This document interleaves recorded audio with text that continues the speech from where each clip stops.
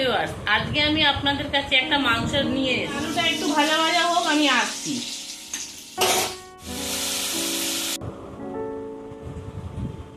Hello viewers, আজকে আমি আপনাদের কাছে একটা মাংস নিয়ে এসেছি। এই প্রচন্ড গরম, মাংসতে আপনারা জানেন একটু গুরুপাক পেঁয়াজ রসুন একটু পড়লেই একটু গুরুপাক হয়ে যায়। আর এই এত গরমে তো এই গুরুপাক খেলে একটু শরীর খারাপ হয়। তাই আজকে আমি একদম পেঁয়াজ রসুন ছাড়া মাংস করব।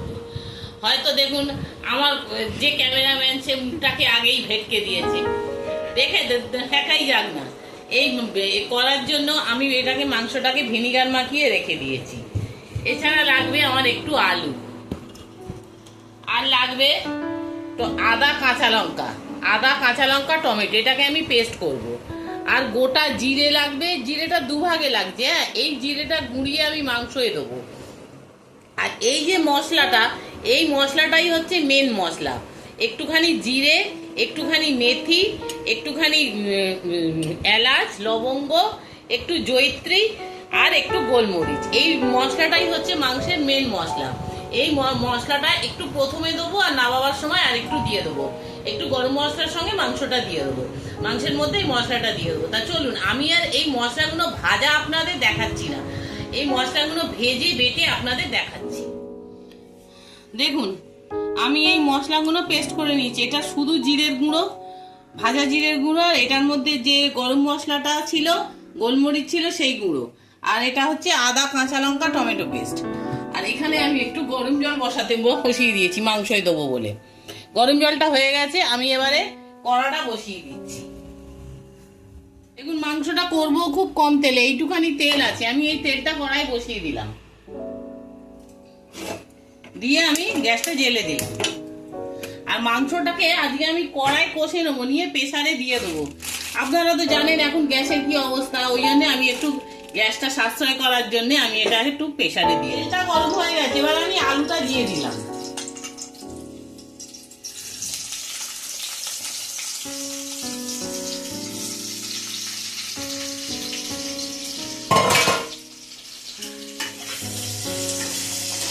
আলুটা একটু ভাজা ভাজা হোক, আমি আসছি। আলুটা মোটামুটি ভাজা হয়েই গেছে।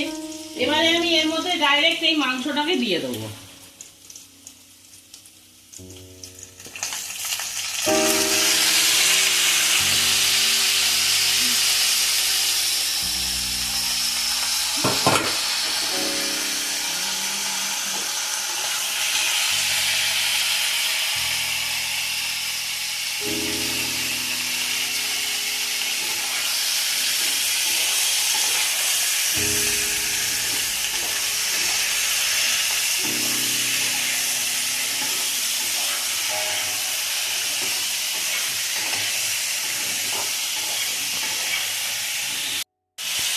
দেখুন, মাংসটা দিয়ে আমি নেড়ে নিলাম।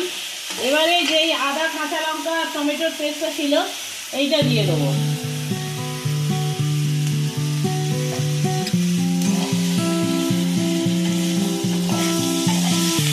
এর কাঁচা গন্ধটা না যাওয়া অবধি আমি নাড়বো।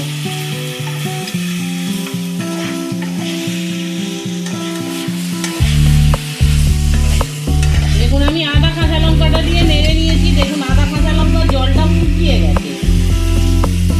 এবারে আমি এর মধ্যে এই যে ভাজা যে জিরের গুঁড়োটা, এটাকে আমি দিয়ে দিই। ভাজা জিরের গুঁড়োটা আমি দিয়ে দিলাম, দিয়ে একটু নাড়বো।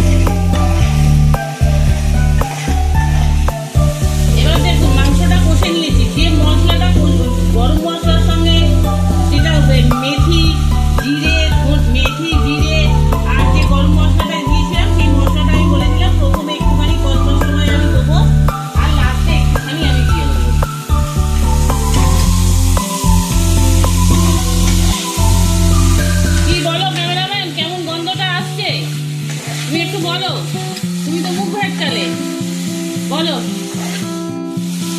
ও বলছে একটু লজ্জা পেয়েছি বলতে, তাই ও কিছু বললো না, কিন্তু বলছে যে না গন্ধটা ঠিকঠাকই ছাড়ছে। ও বলছে ও ভেবেছিল আমি নাকি আলু দেবো না, সেই জন্য ও মুখটাকে ওরকম করেছিল। ছোট মানুষ তো একটু মাংসে আলু টালু দিলে ভালোবাসে খেতে। দেখুন আমি জল দিয়েছি, আর সামান্য জল দেবো। এই মাংসটাতে না এক গাদা হরদম জল পড়বে না।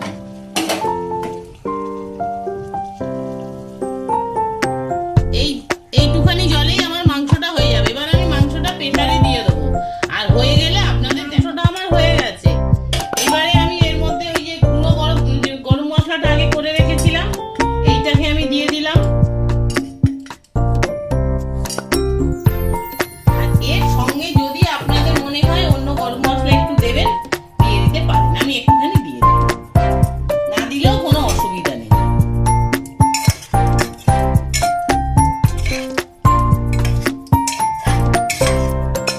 এবার আমি মাংসটাকে ঢেলে দিই। মাংসটা রান্না হয়ে গেছে, দেখেছেন মাংসটা এবার হালকা করেই করেছি। এবার আমি একটু টেস্ট করে দেখছি।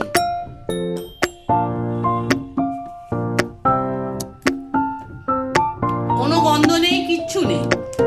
আপনারা এইভাবে করে খাবেন গরমকালে, আপনাদেরও ভালো লাগবে। মাংস তো প্রেসার কুকারে দিয়েছিলাম, সেদ্ধ হয়ে গেছে। আপনারা এইভাবে করে খাবেন, খেয়ে দেখবেন আপনাদের ভালো লাগবে। একবার অন্তত এইভাবে